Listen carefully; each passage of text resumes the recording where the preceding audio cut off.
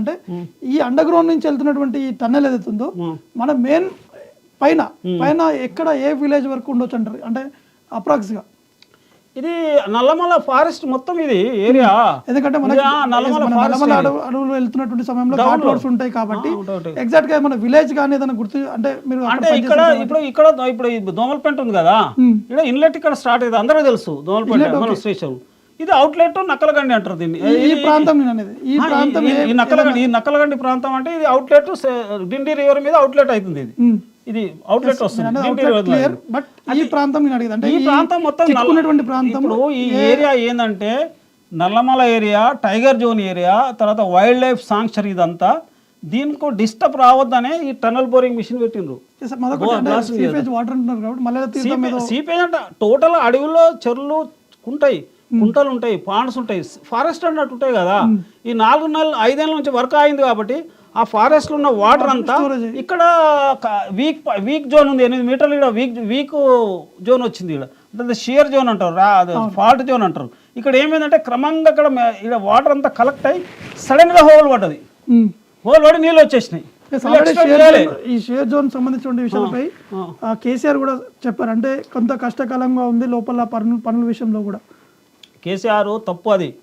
ఇప్పుడు సమైక్య పాలనలో 7 ఏళ్లలో 24 కిలోమీటర్లు కంప్లీట్ చేసారు. ఆ 24లో కూడా వాళ్ళకు 2 ఇయర్స్ వర్క్ అయింది. ఇక్కడికి ఫ్లడ్ వచ్చేసి 2009లో ఫ్లడ్ వచ్చేసి కూడా వర్క్ అయింది, మిషన్ అయింది. అయినా క్లియర్ చేసి దాదాపు 6-7 ఏళ్ళల్లో అనుకో, కనీసం 6 ఏళ్ళలో 5 ఏళ్ళ లోపలనే మరి 24 కిలోమీటర్లు కంప్లీట్ చేసినప్పుడు తెలంగాణ వచ్చిన తర్వాత తెలంగాణ సోయితో ఇది కంప్లీట్ చేసినట్టుంటే తనకే పేరుంటుండే. ఎందుకంటే ఫ్రీగా నిర్లక్ష్యం జరిగిందంటారు. నిర్లక్ష్యం అంటే ఆయన కేర్లెస్. ఆయన ఏంటంటే మొత్తం కాళేశ్వరం మీదనే ఆయన కాన్సన్ట్రేషన్. కాళేశ్వరం 98,000 కోట్లు ఖర్చు, 1,00,000 కోట్లు ఖర్చు పెట్టి తన ఫామ్ హౌస్కి నీళ్ళు తెచ్చుకున్నారు. దీన్ని నెగ్లెక్ట్ చేసిండు. ఇది ఒక్కటే కాదు, దక్షిణ తెలంగాణలో కృష్ణా జలాల వివక్షత అంటే తెలంగాణ నీళ్లు నిధులు నియామకాలంటేనే కృష్ణా జలాల్లో తెలంగాణ వాటా వాడుకోలేకపోతుంది. తెలంగాణకు రావాల్సిన వాటా వినియోగించుకునే సామర్థ్యంలో తెలంగాణ లేదు. వాళ్ళు నెగ్లెక్ట్ చేస్తున్నారు. జల వివక్షత అంటేనే కృష్ణా జలాల వినియోగంలో వివక్షత. ఇప్పుడు మీరు అన్నట్టు ఈ నీళ్లు కూడా పూర్తి స్థాయిలో తెలంగాణ ఉమ్మడి నల్గొండ జిల్లా వస్తే సాగు కావచ్చు, వ్యవసాయం.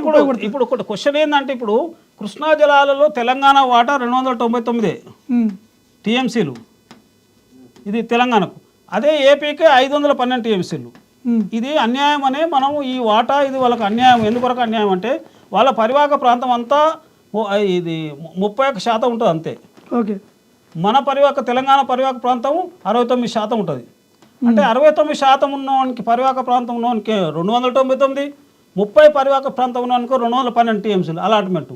ఇది మనకు అన్యాయం అనే తెలంగాణ తెచ్చుకున్నాము. ఈ అన్యాయాన్ని నివారించుకోవాలనుకున్నాం.